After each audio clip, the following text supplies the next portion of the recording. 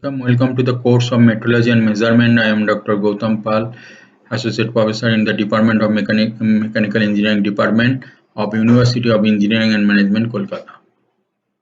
Today my topic of discussion is the line and inch standard, and previously I have discussed about the various standard like material standard, wavelength standard, etc.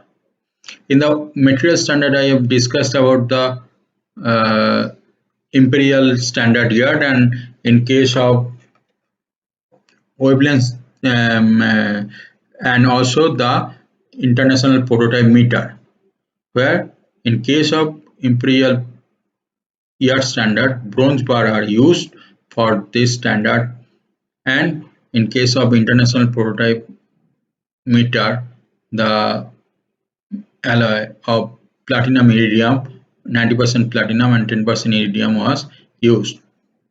These are a very costly material, and at the same time they are prone to change, wear and tear, and also change in length with temperature, pressure, humidity, etc.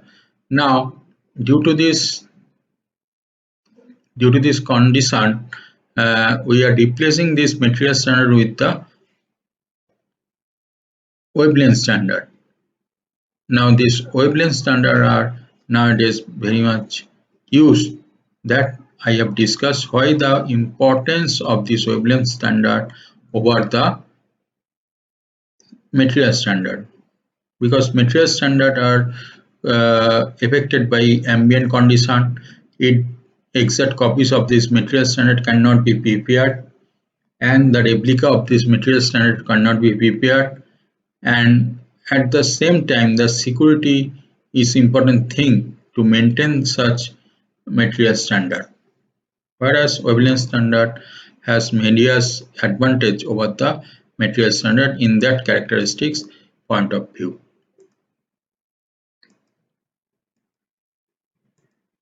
Now, line and inch standard.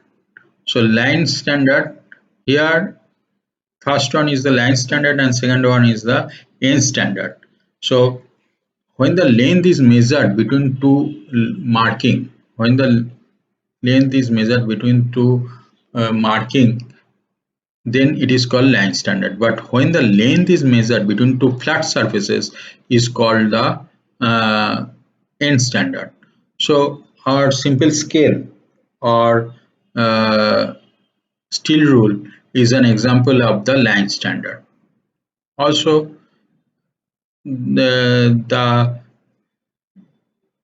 micrometer and the slip gauges are the example of the this actually the slip gauges are example of the inch standard, where we have seen that for the line standard there is no particular datum is attached in a structure, inbuilt structure, but in case of slip gauges there is a datum on which the slip gauge may stand is attached in its inbuilt structure. That means in the datum is inbuilt in its structure in case of inch standard. This is one of the advantage of inch standard over the line standard. Now, next there is some comparison of inch standard and line standard.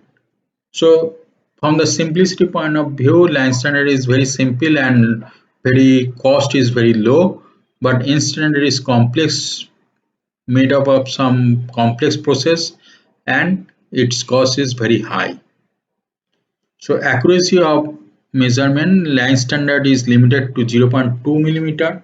In order to achieve high accuracy, scales have to be used in conjunction with microscope. But very accurate measurement can be obtained with the help of close tolerance plus minus 0.001 millimeter. And effect of use, scale marking not subjected to wear, but the end of scale is on. That means thus it may be difficult to assume 0 of scale as datum. So for prolonged use, the 0 of scale is where worn out. That is why the zero of scale is not used as a datum, but measuring phases get worn out. To take care of this, n pieces can be hardened. Protecting type built-in datum is provided, and that I have discussed earlier.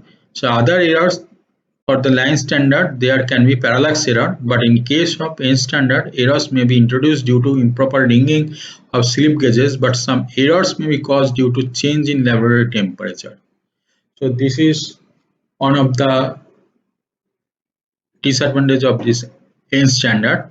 So this N standard has various advantages over the line standard, whereas line standard from the manufacturing point of view, it is very simple and low in cost. This is one of the advantage over N standard. Now, standard of measurement can also be divided into international standard that defined by the international agreement maintained by International Bureau of Weight and Measure in Paris, and these standards are not taken for the ordinary measurement purposes or calibration purposes, but primarily they are kept as it is in the laboratory in a particular place in Paris, and primary standard maintained by National Bureau of Standard used for verification and calibration of secondary standard. These are used for the calibration purpose. It is maintained in the National Bureau of Standard, and secondary standard that like NPL lab, etc. So secondary standards are used by measurement and calibration laboratories in industry, and these are calibrated with respect to the primary standard, and working standard are the principal tools in measurement laboratories, and these are calibrated with the secondary standard. In some books, these are defined as a primary standard, secondary standard, tertiary standard, and the working standard. So international standard are called as even in some books, primary international standard are defined as a primary standard are defined as a secondary standard as a tertiary standard, and then working standard. So thank you.